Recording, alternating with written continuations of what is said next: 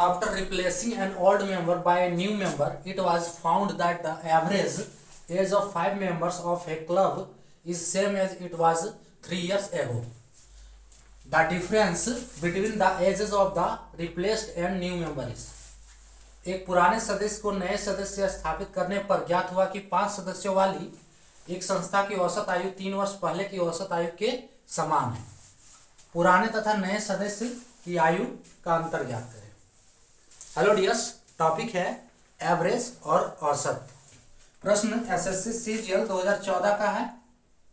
SSC CGL 2014 का दिया है इसमें कि पुराने सदस्य को नए सदस्य जब प्रतिस्थापित करते हैं, बदलते हैं, ठीक है, तो 5 सदस्यों वाली संस्था की औसत आयु जो है वो 3 वर्ष पहले जो संस्था की आयु थी उसके बराबर हो जाती है। ठीक है, 3 वर्ष पहले जो संस्था की औसत आयु थी उसके बराबर हो जाती है। हमें निकालना है कि पुराने तथा नए सदस्य की आयु का अंतर।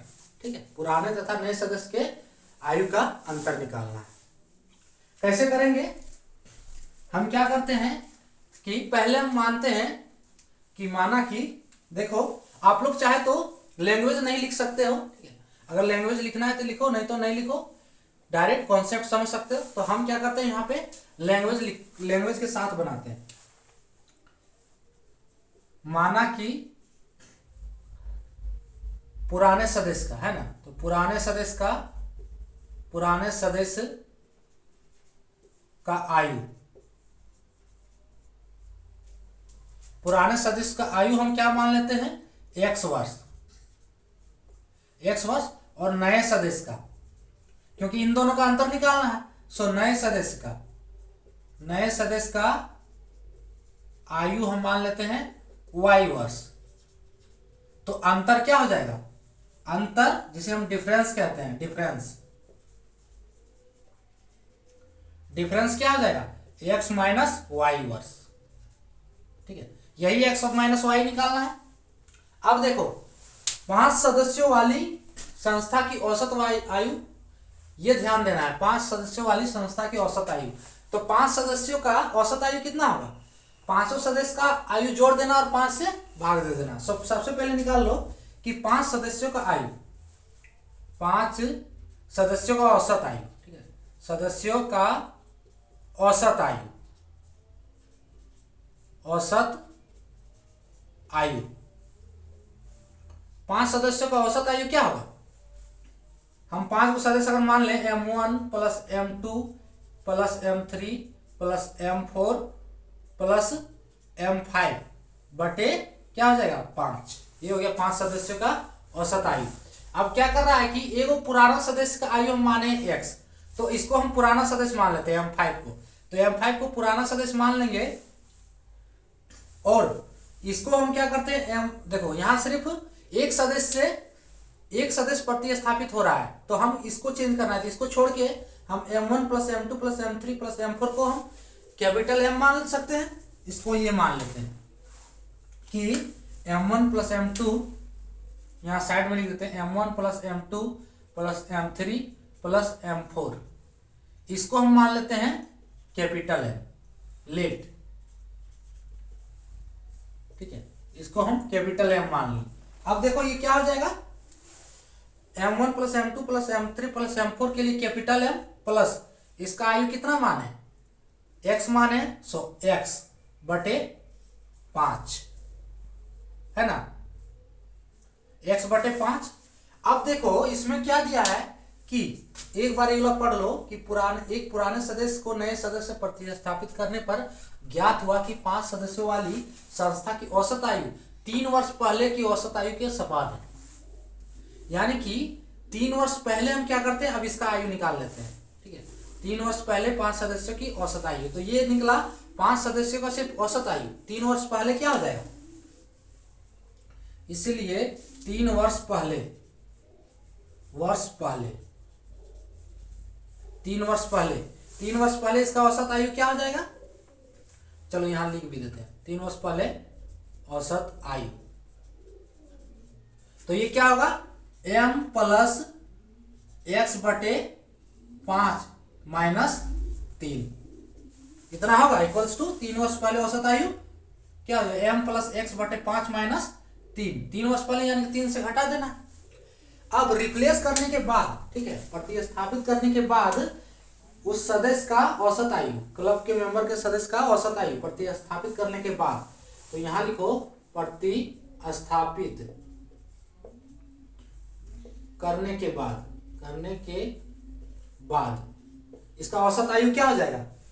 जब x को हम इसको y में प्रतिस्थापित करते हैं तो x के जगह पे y कर देंगे, सो इसका औसत आयु क्या हो जाएगा। औसत आयु आप लैंग्वेज लिखो या नहीं उससे कोई दिक्कत नहीं, लेकिन कॉन्सेप्ट जो है समझ में आना चाहिए बस।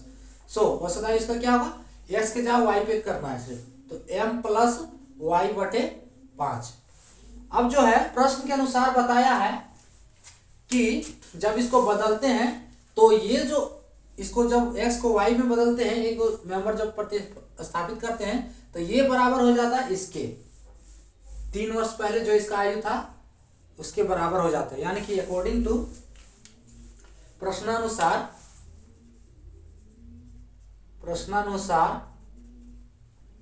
ये क्या है कि m प्लस वाई बटे 5 ये किसके बराबर हो जाता है, जो 3 वर्ष पहले इसका आयु था, है ना, 3 वर्ष पहले का औसत आयु के बराबर।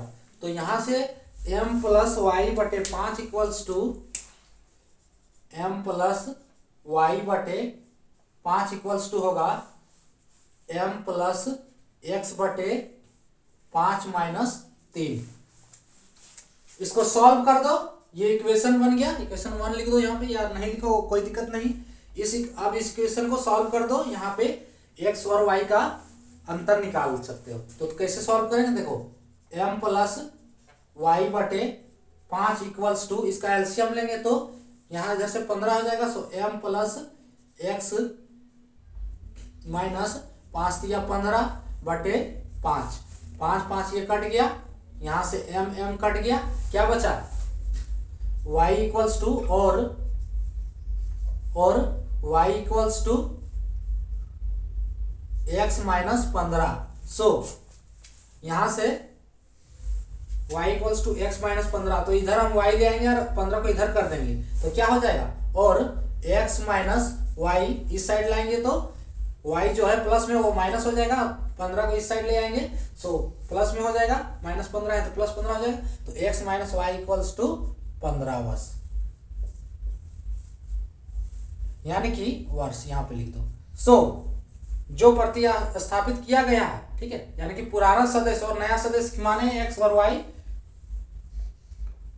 है ना, तो इसका x वर्ष और y वर्ष, तो इसका अंतर जो x माइनस वाई यही माने है ना, आयु माने x वर्ष पुराना सदस्य का, नए सदस्य का y माने आयु माने y वर्ष, तो इसका अंतर क्या है x माइनस वाई, तो x माइनस वाई का वैल्यू कितना आया 15 वर्ष, यानी कि इसका जो अंतर आएगा, दोनों सदस्य का अंतर जो आएगा पुराने और नए सदस्य का, ये होगा 15 वर्ष।